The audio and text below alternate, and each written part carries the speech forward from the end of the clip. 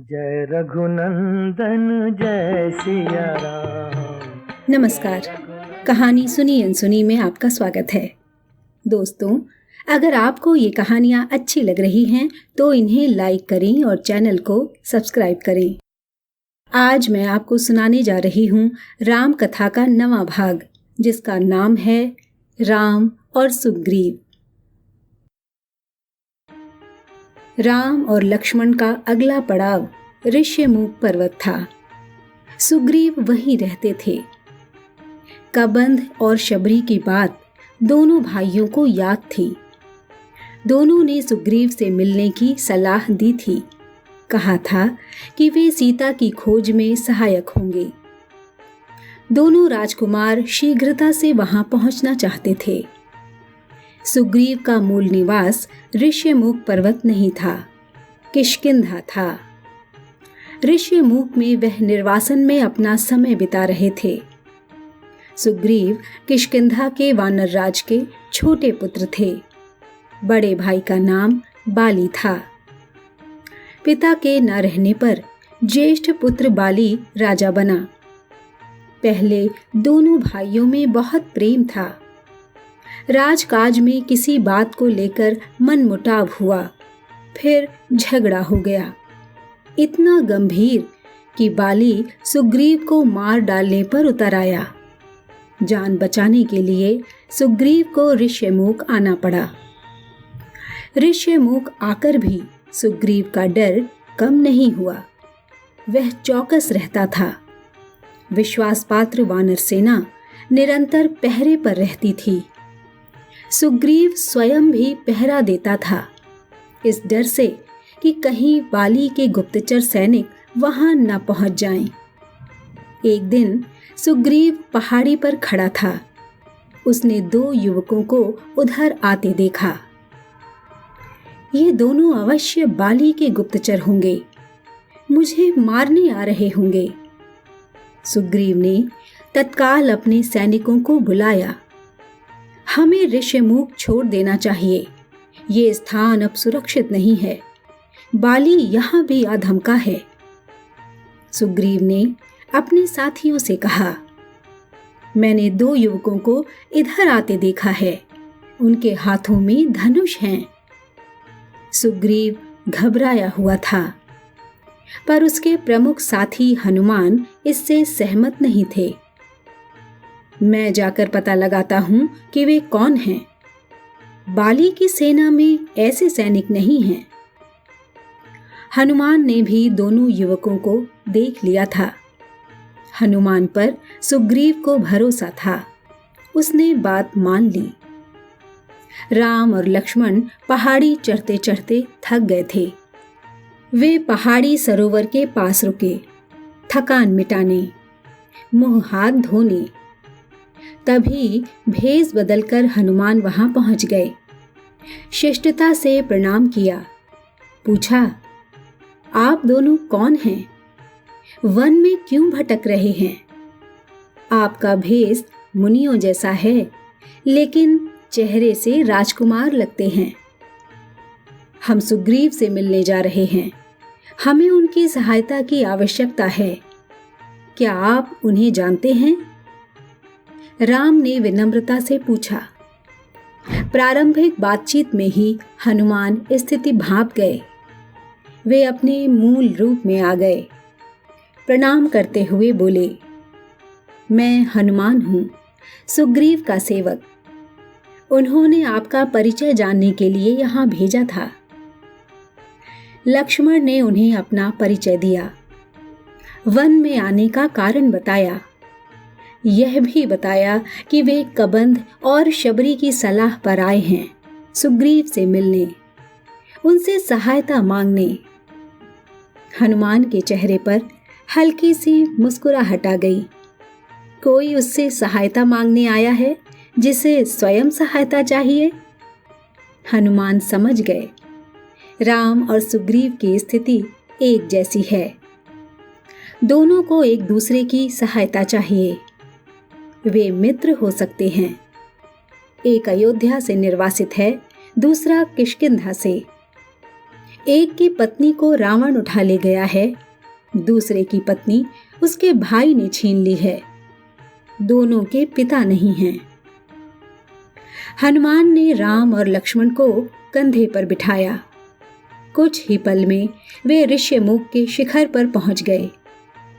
हनुमान ने दोनों को सुग्रीव से मिलाया। दोनों ने अग्नि को साक्षी मानकर मित्रता का वचन लिया। सुग्रीव ने कहा, आज से हमारे सुख दुख साझा हैं। राम ने सुग्रीव को सीता हरण के संबंध में बताया तो सुग्रीव अचानक उठ खड़े हुए। उन्हें कुछ याद आया। बोले, वानरों ने मुझे एक स्त्री के हरण की बात बताई थी। वह निश्चित रूप से सीता ही रही होंगी। रावण का रथ इसी पर्वत के ऊपर से गया था। राम और लक्ष्मण ध्यान से उनकी बातें सुन रहे थे। सुग्रीव बोलते रहे। सीता स्वयं को रावण के चंगुल से छुड़ाने का यत्न कर रही थीं। वानरों को देखकर उन्होंने अपने कुछ आभूषण नीचे फेंक दिए थे। गहनों की एक पोटली राम के सामने रखते हुए उन्होंने कहा, देखिए, क्या ये गहने सीता के हैं? राम ने आभूषण तुरंत पहचान लिए। कुछ गहने लक्ष्मण ने भी पहचाने। गहने देखकर राम शोक सागर में डूब गए। उनके मुंह से निकला, धिक्कार है मुझे। हे सीते, मैं संकट में तुम्हारी रक्षा नहीं कर सका। मेरा पौरुष, बल, पराक्रम, ज्ञान तुम्हारे काम नहीं आया। सुग्रीव ने उन्हें सांत्वना दी। सीता अवश्य मिल जाएंगी। मैं हर प्रकार से आपकी सहायता करूंगा मित्र। रावण का सर्वनाश निश्चित है। राम के बाद सुग्रीव ने अपनी व्यथा कथा सुनाई। बाली ने मुझे राज्य से निकाल दिया है। मेरी स्त्री छीन ली है। मेरा वध करने की चेष्टा कर रहा है। संकट के समय हनुमान, नल और नील ने मेरा साथ दिया। मुझे कभी नहीं छोड़ा। उसने राम से सहायता मांगी। राम बोले, चिंता मत करो मित्र, तुम्हें अपना राज्य भी मिलेगा और स्त्री भी। राम देखने में सुकुमार थे। उन्हें देखकर उनकी शक्ति का पता नहीं चलता था। सुग्रीव को राम के आश्वासन पर भरोसा नहीं हुआ। बाली महाबलशाली है। उसे हराना इतना आसान नहीं है। वह शाल के 7 वृक्षों को एक साथ झकझोर सकता है। राम ने कोई उत्तर नहीं दिया। धनुष उठाया और तीर चला दिया। शाल के 7 विशाल वृक्ष एक ही बाण से कटकर गिर पड़े।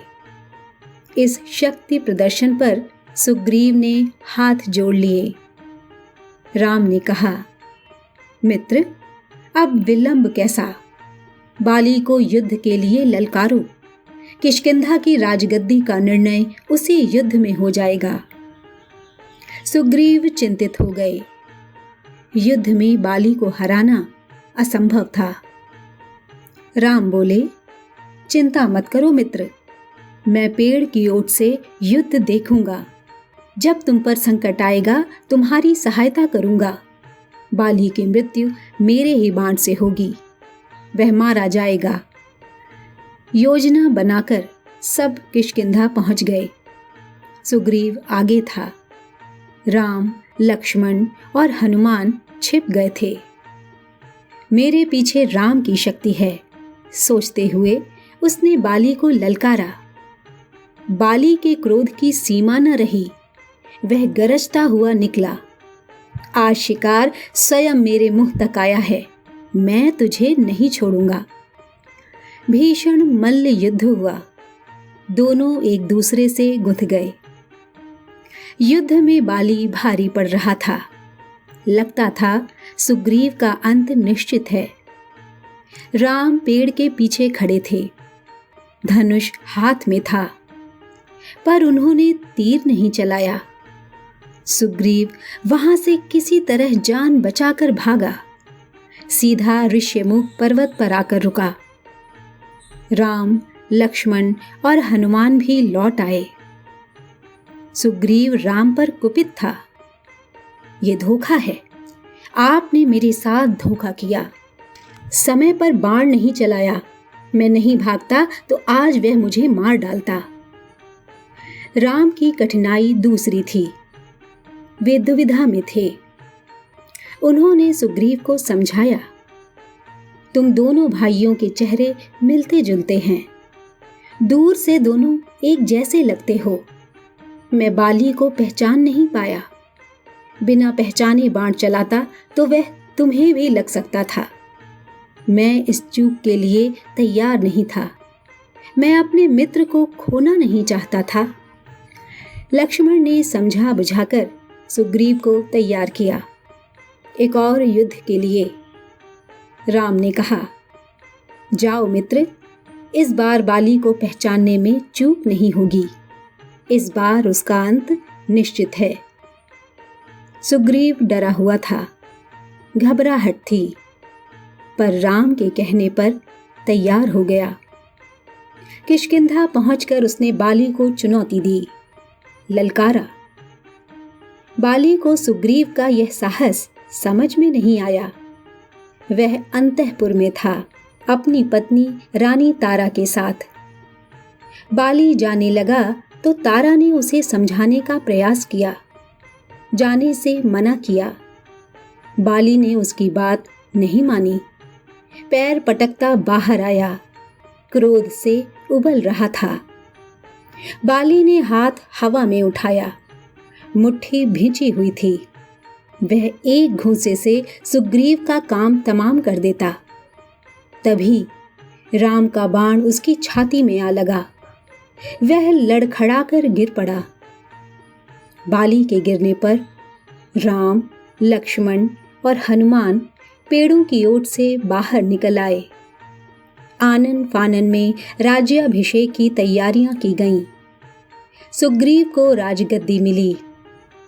राम की सलाह पर बाली के पुत्र अंगद को युवराज का पद दिया गया। राम ने सुग्रीव के लिए संबोधन बदल दिया। राजगद्दी पर बैठने के बाद उन्हें मित्र नहीं कहा, वानर राज कहकर संबोधित किया। सुग्रीव का मन था कि राम कुछ समय वहीं रहें, उनके साथ। राम ने मना कर दिया, कहा, यह पिता की आज्ञा के विरुद्ध होगा। उन्होंने मुझे वनवास दिया है, मैं वन में ही रहूंगा। राम किष्किंधा से लौट आए। वर्षा ऋतु के कारण आगे जाना कठिन था। लंकारोहण कुछ समय के लिए स्थगित कर दिया गया। इस अवधि में वे प्रश्नवर्ण पहाड़ पर रहे। वर्षा ऋतु बीत गई। राम प्रतीक्षा कर रहे थे सुग्रीव की वानर सेना की, सीता की खोज के लिए। सुग्रीव ने राजतिलक के दिन राम को इसका आश्वासन दिया था, लेकिन वह अपना वचन भूल गए, राग रंग में उलझ गए। राम चिंतित थे, दुखी भी। हनुमान को सुग्रीव का वचन याद था। राजतिलक के दिन वे वहीं थे। उन्होंने सुग्रीव को याद दिलाया। सुग्रीव ने वानर सेना एकत्र करने का आदेश दिया। यह काम सेनापति नल को सौंपा गया। 15 दिन और बीत गए, लेकिन सेना राम के पास नहीं पहुंची। राम सुग्रीव के इस व्यवहार से क्षुब्ध थे। क्रोध में उन्होंने सुग्रीव के विनाश तक की बात कही। राम को चिंतित देखकर लक्ष्मण से न रहा गया। उन्होंने धनुष उठाया तो राम ने उन्हें रोक दिया। कहा, सुग्रीव को बस समझाना है, वह हमारा मित्र है। लक्ष्मण किष्किंधा चले गए सुग्रीव को समझाने। वहां पहुंचकर उन्होंने धनुष पर प्रत्यंचा चढ़ाई, डोरी खींच कर छोड़ी। उसकी टंकार से सुग्रीव कांप गया। धनुष की टंकार सुनते ही उसे राम को दिया वचन पुनः याद आ गया। तारा ने सलाह दी कि वे तत्काल जाकर राम से मिलें। क्षमा याचना करें। सुग्रीव ने ऐसा ही किया। राम के पास जाने से पूर्व सुग्रीव ने हनुमान को आवश्यक निर्देश दिए। वानर सेना एकत्र करने का आदेश। इस बार सुग्रीव सेना एकत्र होने तक नहीं रुके, तुरंत निकल पड़े लक्ष्मण के पीछे पीछे।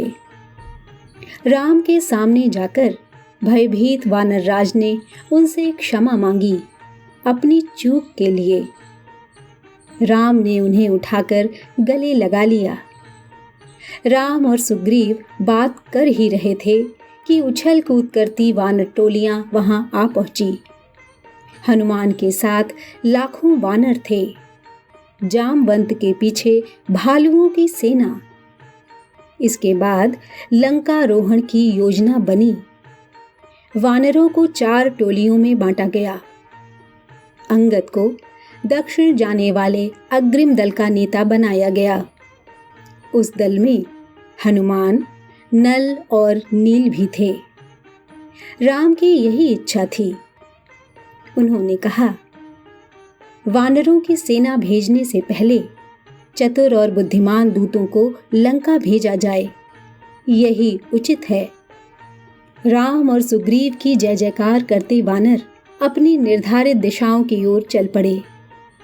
दक्षिण जाने वाले दल को राम ने रोक लिया। उन्होंने हनुमान को अपने पास बुलाया।